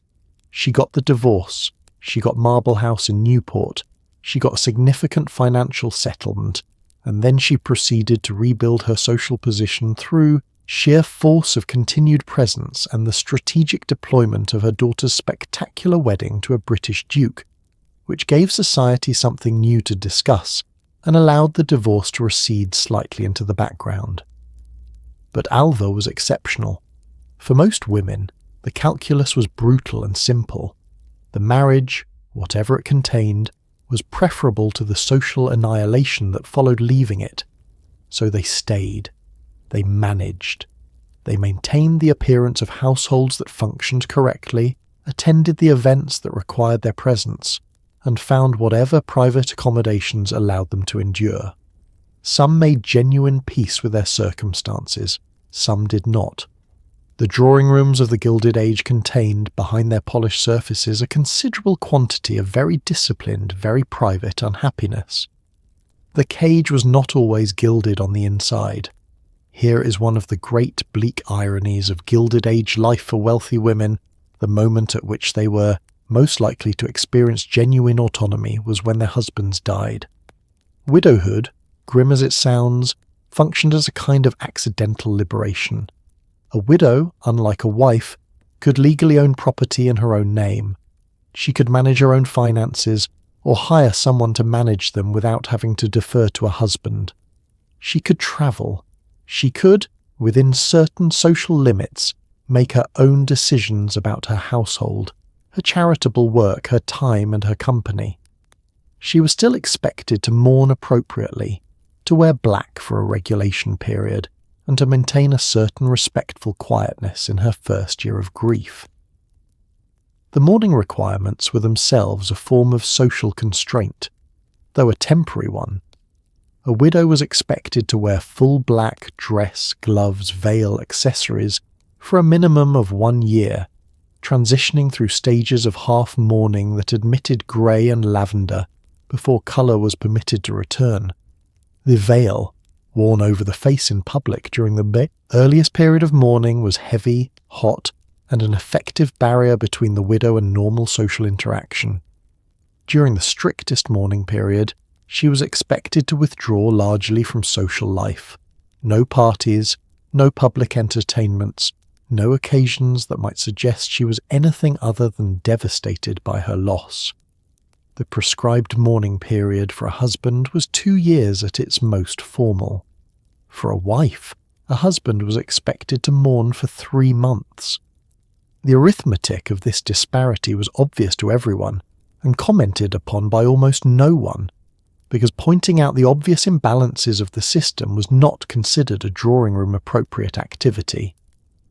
Once the mourning period concluded, however, a wealthy widow found herself in a social position unlike any other available to a woman of her class and era. She had money, or access to it, that was now legally hers to manage. She had a household that was hers to run on her own terms. She had social standing, accumulated through decades of correctly executed social performance, and that standing did not evaporate with her husband's death. She could travel to Europe without requiring a male escort in the same way a wife or unmarried woman might. She could establish her own patterns of entertaining, her own schedule, her own priorities. She could, within the generous limits of her social class, begin to live in something closer to the way she actually wanted to live. Some widows discovered, in this space, talents and ambitions they had not previously had room to exercise. Some became significant philanthropists, using inherited fortunes to fund institutions whose benefit extended far beyond their own social circle. Some travelled extensively, writing accounts of their journeys that found real audiences. Some simply sat quietly in their own drawing rooms for the first time and enjoyed the experience of making a decision without consulting anyone. It is a pointed commentary on the Gilded Age that freedom for these women required a death certificate to arrive, that the legal and social machinery designed to protect them had been, in the most practical sense, containing them, and that the container only opened fully at the moment it was no longer needed to manage an ongoing marriage. That a woman in her 50s, for the first time in her adult life, might sit down to breakfast and decide for herself where she was going that afternoon, and feel the specific quiet shock of that novelty, is a detail history records in letters and memoirs with a restraint that makes it more devastating, not less. If you were a wealthy woman of the Gilded Age and you found yourself feeling exhausted, irritable, sad, overwhelmed, or simply unable to function under the weight of a life you had been given no tools to navigate, the medical establishment had a diagnosis for you: neurasthenia. Neurasthenia was essentially a catch-all label for the nervous exhaustion of refined women, a condition that, if you read the descriptions carefully, sounds an awful lot like what happens when an intelligent person is denied meaningful occupation, autonomy, and basic human agency for decades at a stretch. The prescribed treatment, developed in part by physician S. Weir Mitchell, was called the rest cure, and it was, in the gentlest possible terms, an absolute nightmare. The rest cure required the patient to stop, completely. No reading, no writing, no intellectual stimulation of any kind, no visitors beyond immediate family, no getting out of bed initially. The patient was to rest in bed, eat a specially prescribed diet heavy in milk and fatty foods, designed to restore her nervous system, and submit to massage administered by a nurse, since she was not to exert even the minor muscular effort of moving herself around. She was to think as little as possible. She was to want as little as possible. She was to lie there and recover from the nervous depletion that her excessive refinement had produced. The rest cure was prescribed to women with the frequency of a standard treatment and discussed in medical literature with the confidence of a profession that had correctly identified the problem. The problem, in the view of S. Weir Mitchell and his colleagues, was that delicate women of the upper classes had been overstimulating their nervous systems through reading, through social exertion, through the particular strain of being a sensitive and refined creature in a demanding world. The solution was enforced passivity. More of the thing that was already making them miserable, administered by medical professionals, with the added bonus of having their autonomy removed entirely. Charlotte Perkins Gilman underwent the rest cure after a period of severe depression following the birth of her daughter. She found it so profoundly worsening of her condition that she eventually rejected it, returned to her intellectual work and wrote The Yellow Wallpaper, a short story about a woman driven to a breakdown by enforced confinement and the removal of intellectual stimulation, which stands as one of the most precise and devastating critiques of the rest cure ever committed to paper. Mitchell read it. He reportedly changed some of his practices. The story is still in print. The broader pattern of how Gilded Age medicine approached wealthy women's health was one of consistent, confident misdirection. Symptoms that were real and significant were attributed to the inherent fragility of the female constitution rather than to the circumstances producing them. Women who were anxious, sad, exhausted, or physically symptomatic from years of wearing corsets were treated as if the problem were their nervous systems, not their lives. They were corseted tighter, rested further, isolated more completely, and told that recovery would come if they simply stopped trying to do too much. Some of them recovered anyway, through the human stubbornness that keeps insisting on living, despite the best efforts of circumstances to prevent it. Some did not. The ones who wrote about it gave us documents of such clarity and intelligence that they read, still less like medical history and more like dispatches from inside a very specific and very well-upholstered trap. Not every wealthy woman of the Gilded Age accepted the Gilded Cage without comment.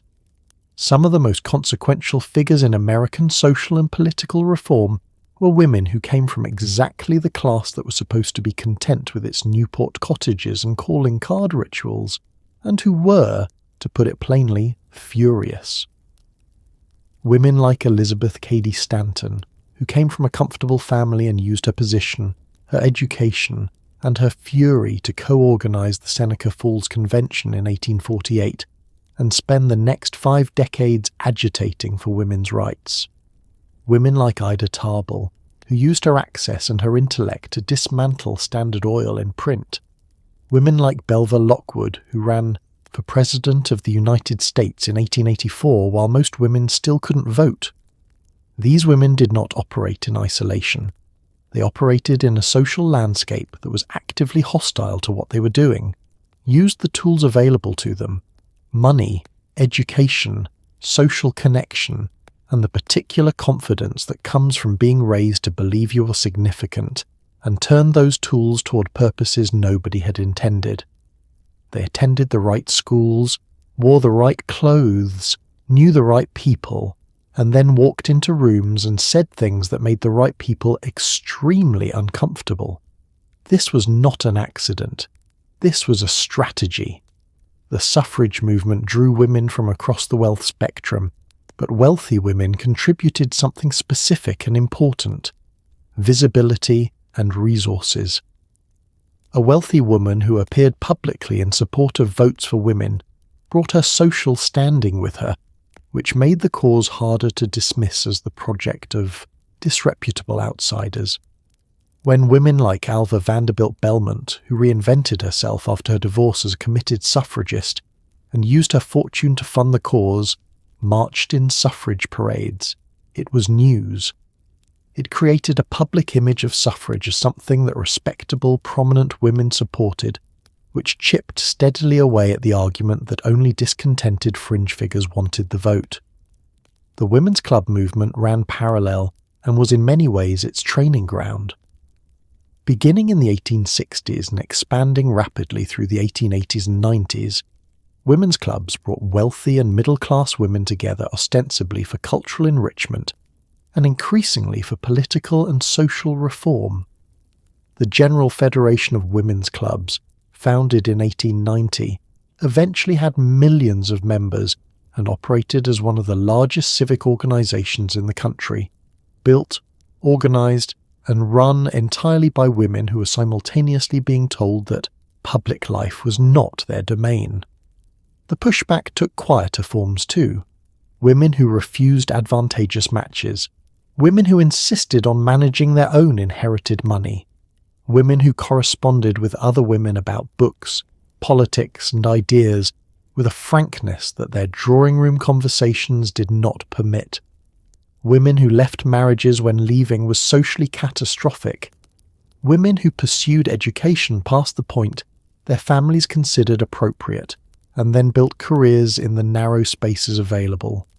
The Gilded Cage was real, and it was enforced, but it was never fully closed, and the women who found the gaps, pried at them, wedged themselves through, and then reached back to hold the opening wider for the women behind them. They did not do it from outside the system. They did it from inside it, in their correct gowns, with their calling cards in hand. That is what makes them so interesting, and so difficult to dismiss. At a certain point in a wealthy Gilded Age girl's life, typically around her 18th year, though sometimes as young as 16, she was formally presented to society. This presentation took the form of the debutante ball, a ritual that sounds celebratory and was, in its own way, terrifying. The debutante ball was, in essence, an announcement. This young woman is now available for marriage. She's been educated, trained, dressed, and presented for your consideration. The invitations, the gown, the flowers, the orchestra, the supper, everything about the evening was calculated to display the girl to maximum advantage to an audience of prospective suitors and their families. The preparation for a debut began months in advance and involved a level of domestic mobilization that would be considered extreme in almost any other context. The gown was commissioned, white, always white, signifying the debutante's unmarried status and her newness to society, in a fabric and construction appropriate to the family's standing. The guest list was compiled with the strategic care of a diplomatic summit. The venue was booked. If the family had sufficient social standing, the debut might take place at one of the great private mansions rather than a hotel ballroom, which communicated a status above the hotel ballroom debut families in ways that everyone understood and no one needed to explain. On the night itself, the debutante descended the staircase, and the staircase descent was its own performance, executed slowly in full visibility, in a gown that permitted only a certain kind of movement, under the observation of everyone she had ever known, and a fair number of people she had not. The goal was composure, not excitement, not happiness exactly, composure. The composed debutante was the successful debutante. She smiled with measured warmth, curtsied with practised grace, and managed the hours of conversation, dancing, and social navigation that followed with the stamina of someone who had been training for exactly this. The dancing was not purely recreational. The partners a debutante danced with, and in what order, communicated social information. A dance card was a document. Being asked to dance by the right young men was validation. Standing without a partner during a set was a visible failure that registered in the memories of everyone watching. The young men, for their part, were also being observed and evaluated, but the stakes for them were considerably lower and the observation less total. The supper that followed, elaborate, expensive, a full production of the same kind as a formal dinner party, was also a social sorting mechanism. Where you sat at supper, with whom, arranged by hostesses who understood exactly what they were doing, continued the evening's work of displaying and assessing. After the debut came the debutante season, the months of balls, parties and social events during which the newly presented young woman was expected to circulate among eligible men, demonstrate her social capabilities under sustained observation, and ideally arrive at an engagement by the season's end or shortly thereafter. The pressure was not invisible. Everyone knew what the season was for. The girl in the white gown knew too, had known for years, and had spent her entire education preparing for a performance whose purpose was to result in her permanent removal from her family's home and installation in someone else's. She smiled at the bottom of the staircase. Everyone applauded. The orchestra played, and the market opened for business. In the Gilded Age, what you wore was not a personal choice. It was a statement of rank, a declaration of resources, and a public performance that other wealthy women read with the focused attention of literary critics examining a first edition. A woman's wardrobe was one of the most expensive and logistically complex aspects of her existence. Worth, the Paris couturier whose house dressed the most prominent women of the era, charged sums for individual gowns that would have purchased a working-class family's house. Dresses were ordered months in advance, shipped from France in custom trunks, and distributed across a system of social occasions with the precision of a military deployment schedule. Charles Frederick Worth, the English-born Paris couturier who essentially invented the modern fashion house, understood something that his clients also understood. Clothing was a language, and he was one of its most eloquent speakers. Worth created not just gowns, but social arguments, each dress a statement about the wearer's refinement, her wealth, her taste, and her position in the hierarchy of women whose position in the hierarchy was always under evaluation. Women crossed the Atlantic specifically to be dressed by Worth. His salon on the Rue de la Paix was a destination as significant, in social terms, as any museum or palace on the European tour. The wardrobe of a prominent Gilded Age woman was large by any standard of comparison except its own. A single season required morning dresses, afternoon dresses, tea gowns, dinner dresses, evening gowns, ball gowns, travelling costumes, carriage dresses and appropriate accessories for each, gloves in multiple lengths, fans for evenings, parasols for outdoors, shoes in coordinating colours, and jewellery calibrated to the formality of each occasion. This was not excess for its own sake. or not entirely. It was the equipment required for the role, the same way a surgeon requires instruments and a lawyer requires books. The wardrobe was functional. The function was social performance. The rules governing what was worn when were specific and unforgiving. Morning dress, which sounds casual and was not, was what you wore to receive morning callers and make morning calls before noon. Afternoon dress was a step more formal. Dinner dress was cut lower at the neck and made of richer fabric. Evening and ball gowns were the most elaborate and most revealing.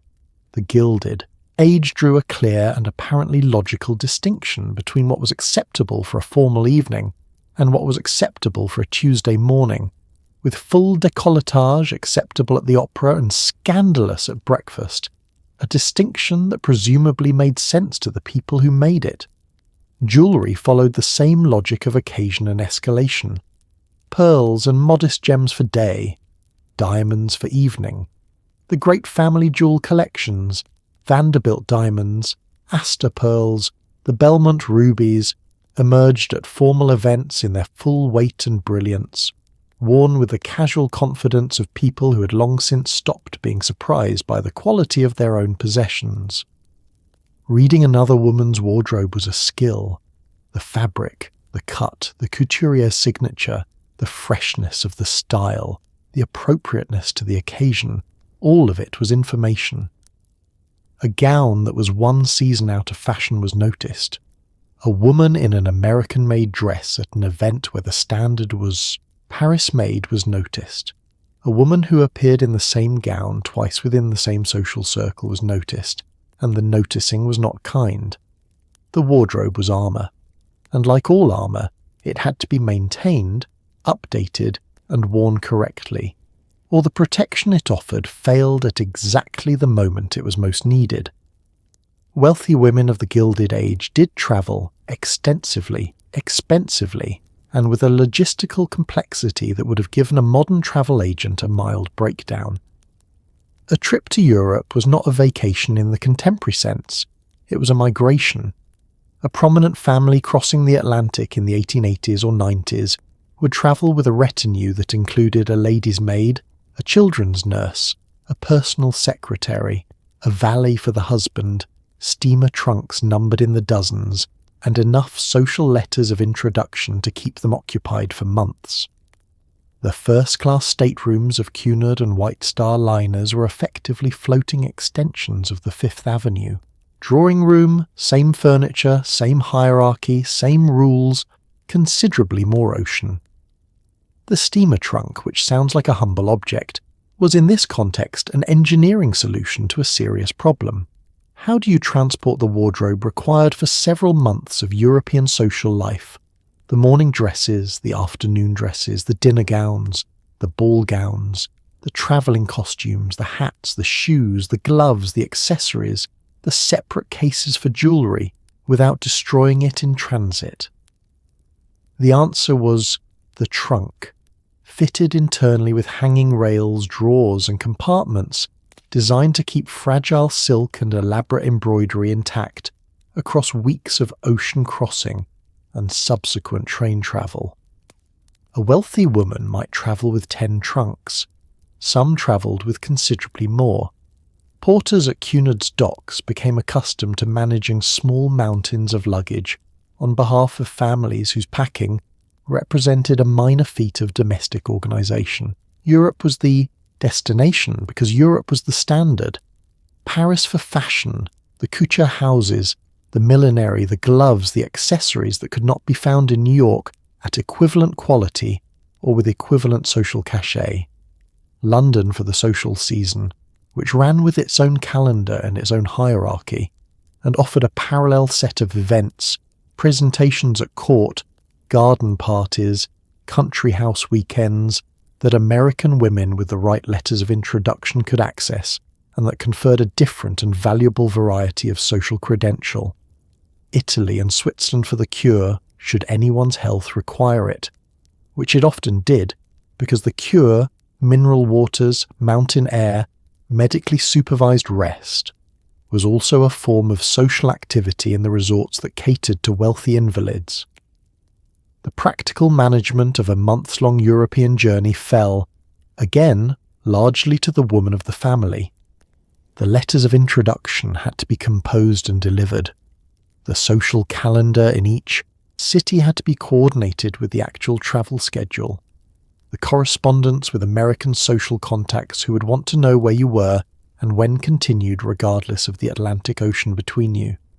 The purchases, the gowns, the furniture, the art had to be arranged, paid for with funds that required correspondence with banks and shipped home in their own complex logistical operation.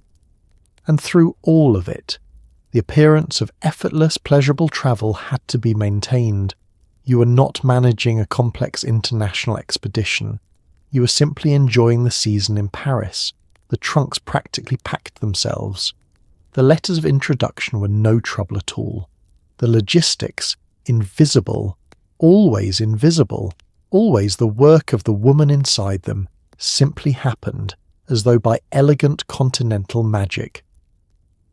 The ocean crossing took 8 to 10 days depending on the line and the weather. The first-class dining room served elaborate meals. The social dynamics of the ship, who was travelling with whom, who was invited to the captain's table, who was not, mirrored, in miniature, the social dynamics of everywhere else. The sea was very large, the social circle was very small, and the trunks were very heavy. Here is something the history books tend to glide past. Many of the great Gilded Age fortunes were managed, stewarded, and in some cases significantly built by women who were not supposed to be doing any of that. Hetty Green, known as the Witch of Wall Street, inherited a substantial sum and turned it, through decades of ferocious financial discipline and shrewd investment, into the largest personal fortune held by a woman in American history. She ate cold oatmeal to save gas, negotiated with bank presidents in a threadbare coat, and was considered eccentric bordering on alarming, largely because she was doing, with spectacular success, the things that were supposed to be done only by men. Hetty Green's eccentricity was, in part, a function of the dissonance between what she was doing and what women were supposed to do. She was investing in railroads, real estate, and government bonds. She was reading financial newspapers with the intensity of a professional analyst, which she was. She was negotiating deals and managing a portfolio of remarkable breadth and consistent profitability. She did all of this while dressed unfashionably, travelling without the retinue appropriate to her wealth and refusing to participate in the social performance that her fortune would, in any other wealthy woman's life, have required. She was not interested in the season. She was interested in the quarterly returns. This was considered deeply strange by people who found it perfectly normal that a man of equivalent wealth would behave in exactly this way. The women who operated behind the great family fortunes more quietly were less visible, but not less significant.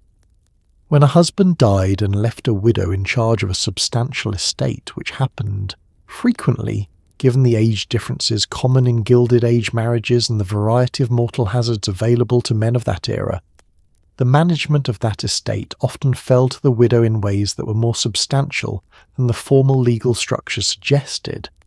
She might hire financial advisors, but she directed them. She might rely on a male trustee, but she made the decisions. The paper trail is often thin, because the convention of the era required that financial authority appear to rest with men, which meant women's financial decision-making was frequently undocumented even when it was real. What is documented is the philanthropic spending, because the large donations that built hospitals, universities, and cultural institutions required enough paperwork to leave a record, and the record shows women making significant independent decisions about the deployment of large amounts of money in directions that reflected their own priorities rather than their husbands'.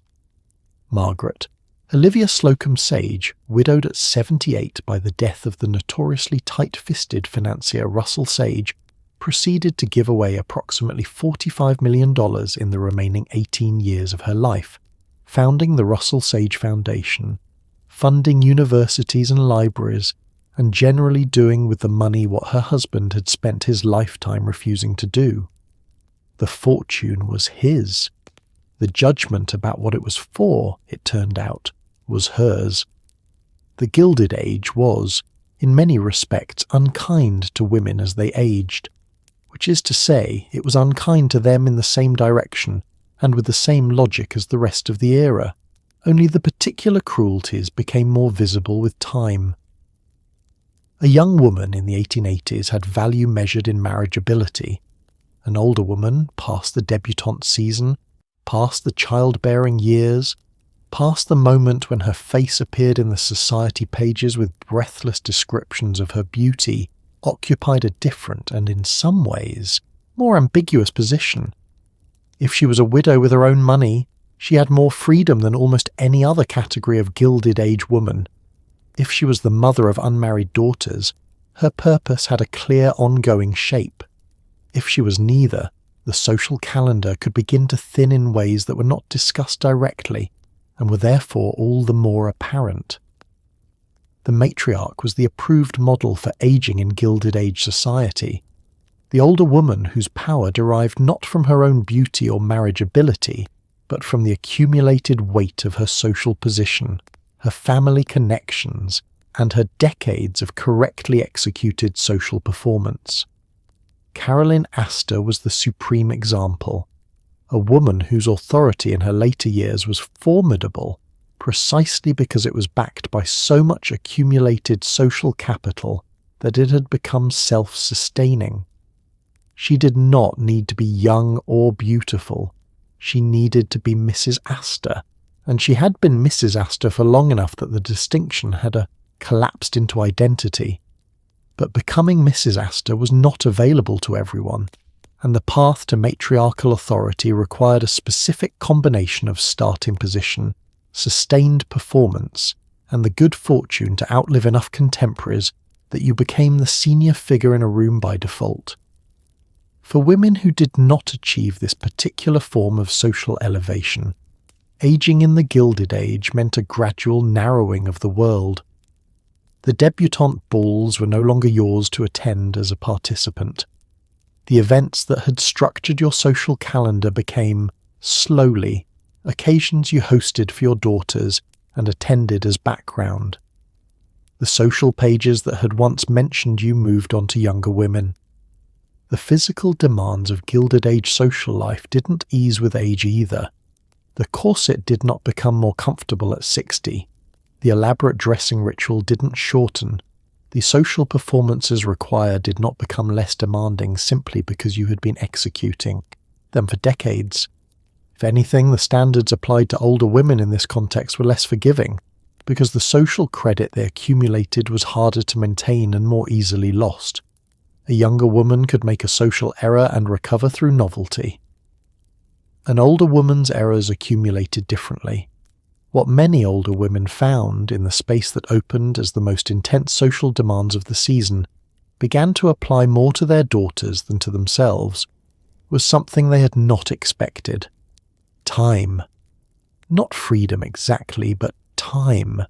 The particular quiet resource of hours that were not already allocated to someone else's social calendar. Some used it for reading, for travel, for the charitable work that had always been available to them but now could expand without crowding out other obligations. Some found, in the gradual loosening of the season's grip, a version of themselves they recognized from very early, before the corset, before the calling cards, before the elaborate social machinery had assembled itself around them and required constant operation. Some of them liked that person very much. The Gilded Age did not end neatly. There was no single moment when the Newport ballrooms went dark. The corsets were unlaced for the last time, and everyone agreed that perhaps 70-room summer cottages were a touch excessive. It faded as eras do under the accumulated pressure of forces it had helped create. The income tax, introduced with the 16th Amendment in 1913, began to reshape the arithmetic of great fortunes.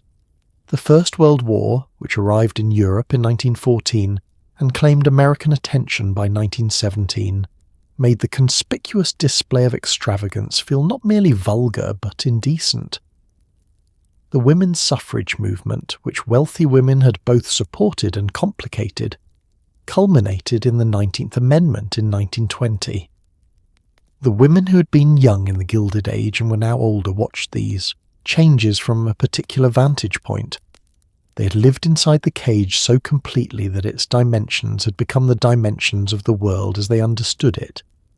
The calling card rituals, the corset, the season, the dinner party hierarchy, these had been the vocabulary of a life, and the life had been real even if the vocabulary was arbitrary.